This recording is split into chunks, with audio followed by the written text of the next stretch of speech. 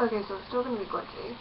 But this is recovery day 2 actually. It's my second day home. And it's Sunday. It's the 12th of the 1st, 2014, and my hair looks fucking wretched. I'm sorry. It's just about lunchtime. And oh shit, I cannot sit down properly. Okay. So there's not much else to talk about. I'm not going to tell the entire story of what went on. I'll just basically summarize it. My friend Nina met me and my mum in town at 10 o'clock. I woke up at 6 AM, which was a big mistake because I was tired by the time I came to surgery. Got into town at 10. I went into giving things for school soon after that, and we had like an hour to kill, so Nina and I dragged my mum to Gordon Harris. Didn't end up getting anything, which really annoyed me. And the main reason I wanted to go up there was to get some more Fimo for making horns for Homestuck cosplays. That didn't happen because they didn't have the Fimo that I needed. And it's not that they didn't have the microwave Fimo, which is what I use for troll horns. They didn't have it in white. They had tapioca, but not tapioca, the terracotta one. Yeah. Basically that, long story short. I think my dad's watching Star Trek. Sorry. Yeah, that's not what you're here to listen to. So I've got to go online and get that stuff so I can do the discipling horn. Yeah, we got to the hospital at about like 11:15 because we were like, fuck it, let's go get to the hospital. I got signed in at about 11:15 and we found the right place at maybe like 11:30, which is good because, yeah. From then on, we were waiting for about like maybe an hour for me to get like the first and technically very last meeting with the nurse to kind of go over my details, like my weight, my height, and my blood pressure and so on and so forth. Mum decided to get her blood pressure done as well because she was like, oh, can I get mine done? Because my mum's she's a very doting mother, as in she brings up things that are very unnecessary. Yeah. I mean, of course she's my mum, she's going to be scared, because no one in my family's been under general anesthetic. So she's like, oh, her nana had a brain hemorrhage, had 2 brain hemorrhages when she was 20, after she had babies. So, is there any way that would, no, Mum. Because Nana was not under general anesthetic, Nana just had babies, so obviously her body's going to be completely different and going through like all the hormones and stuff. Mum, calm down. Don't ever say that to a woman, especially if it's my mother. She will yell at you. Yeah. And then I was waiting, and then I had to leave at 2:30, and I didn't get changed into scrubs and stuff like that until about maybe 3:30, I think. Yeah, I got changed at 3:30, and we were waiting. We took my selfies. I was taking pictures throughout the day, and all the pictures are on my Tumblr. Yeah, so there's that. Don't want to make this too long.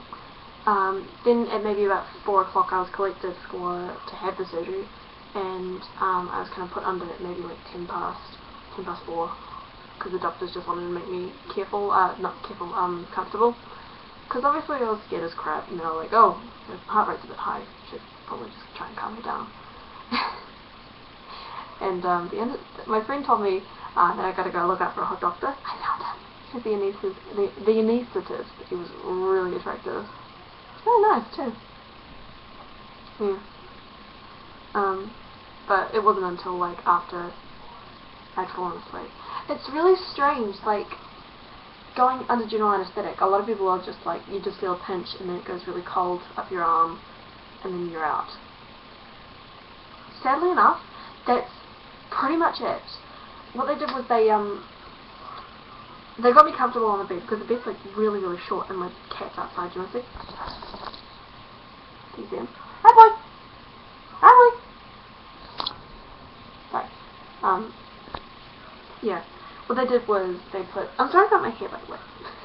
Yeah.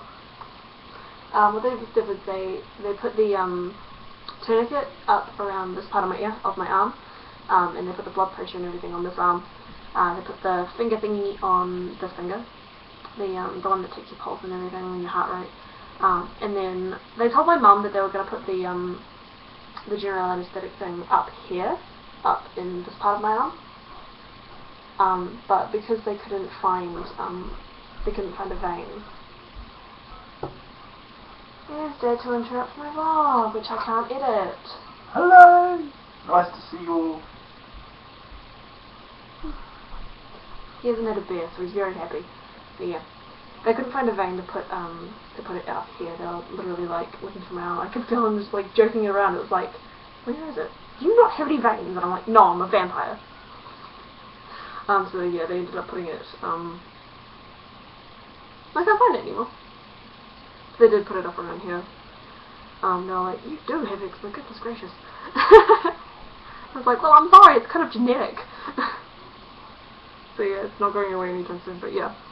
So they ended up putting it back in my hand, as expected. Yeah. And they started pumping in the strong drugs, the general anesthetic. They're like, it's going to be a bit cold. I don't like needles, so I was literally looking away, biting my lip, because I really don't like the pain from needles. They're just like, no! They're so little. It's like a paper cut. How can something so little be so painful? Don't like needles. But yeah, they're just kind of like asking me questions to try and keep me distracted. Shut up, Facebook. And it was just like all of a sudden, I was at like a light. They put the gas mask on and they were like, do you feel funny yet? And I'm like, no, maybe this isn't working. And then all of a sudden it was like a slap in the face. Like all of a sudden I'd look and everything was just moving. It's just kind of like I was constantly swaying. I was like, oh fuck, I'm gonna fall asleep soon. And I did. Next thing I knew, I was in my head. I had Just a Dream by Nelly playing in my head. I am really addicted to music if that's happening. Yeah. And I woke up, I slowly was like, what the fuck am I on? It's beeping. Something squeaking in my arm, and then I remembered it was they had I still had the blood pressure thing on my arm. So that was going off like every 5 minutes or so. I mean, it's really tight, but it's kind of necessary to kind of keep surprisingly it's to keep the circulation going. Yeah. I thought I'd be in a lot more pain than I was. I was actually in almost no pain at all, apart from my throat, because they just took a breathing tube in my throat. Which, that was like the only pain I had. And I didn't realise I still had the gas mask on, and I didn't realise I still had the air on. Apparently I did. So, there's that. The thing about the breathing masks is that you would think that it would be like a big rush of air going into your throat. No! Surprisingly, it just feels like, at the time it didn't feel like anything, it just feels like a mask. It felt really rubbery, it felt really weird. But you know, yeah. And slowly enough, I realized I'm in a crib, I'm all hooked up to the wires and stuff, I have drugs being pumped into me. Because they gave me a second liter of the drugs that like the painkillers. Not morphine. I don't know what it was that I had. But yeah. I didn't realise they'd given me my Scoutmate as well. My bags and stuff had been taken in the theatre, and they were like, oh, she has this cute little Scoutmate, so give it to her. So I was holding that as well. It was actually really nice though. I hadn't slept all day, so I mean, I guess any sleep was alright, but it felt like 5 minutes. It literally felt like 5 minutes. Maybe. Not even that. I mean, time is really funny. Yeah, and from then on, I was kept overnight because it was about 6 o'clock at this point, and I was still very dizzy. I wouldn't be let out of the hospital until about maybe 9 o'clock, which is when the visitors have to push off. And then my parents wouldn't want to stay around till then, because Mum's had a very long day. And yeah, so I was kept overnight. It's the best thing too, because they realised, oh shit, I have a blood clot and I have a hematoma, which is basically the same thing, but the blood clot is still there. Hematoma was drained away. Yeah. So I was kept in overnight. I was still bleeding a lot. I made a new friend, kinda. I found her and we talked a little bit. And then, yeah, because she had surgery on her back. Yeah. I hope she's okay. And her name was Nicole. She was lovely. And as you can see, I'm still not wearing any makeup. I should probably go grab something for lunch because I'm hungry.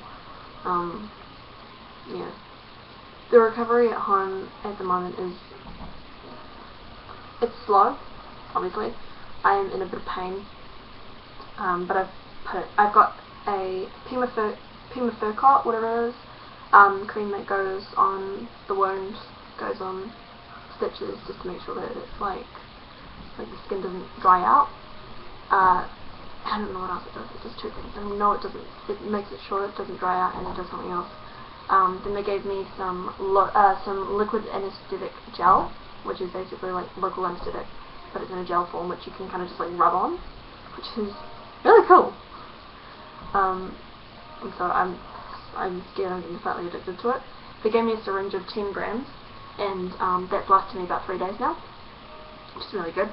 Not 3 days, 2 days. And I've got about 30 grams, but no, maybe 20 something grams of that, and it should last me a while.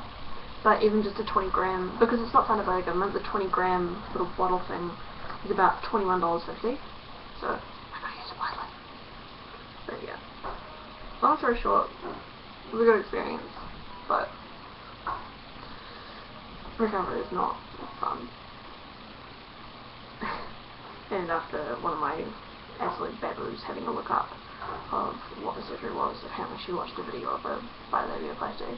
Apparently there's lots of blood, so no surprise I was feeling more faint and kind of yucky.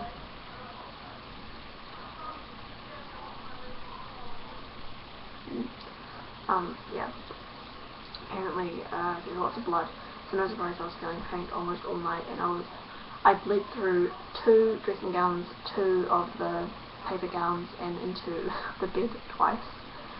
No, I actually did get it changed 3 times because they moved me from one bed to another, and then I had to get up to the bathroom and then I bled through, so on and so forth. For about maybe 5 hours, if I had to go to the bathroom, I would be peeing blood. At maybe about 5 in the morning, I got up and I had to go to the bathroom. I thought it'd be smart to walk to try and get my energy back up because my legs still felt really heavy. It took me about 20 minutes to walk to the bathroom. I'm busy. I need my cotton bud. And I want my computer later because I've got work to do for my teacher. Oh, I just got home like half an hour ago. Okay, well when you do it for your next break, please. Alright. I can't edit this stuff. Goodness gracious, my experience. If I could edit it, I totally would. I'm so sorry. But yeah, it took me about 20 minutes to like walk maybe, I don't know how many meters it was, maybe 10 meters. Got to the bathroom, went to the bathroom, went to wash my hands, and vomited. Okay! And there's gonna come in, oh he's not, he's going downstairs here. Yeah. There's not much else I can talk about. Every surgery and recovery is a different experience. And mine's just kind of going slow. I'll make another video maybe like next Friday and kind of talk about what's going on.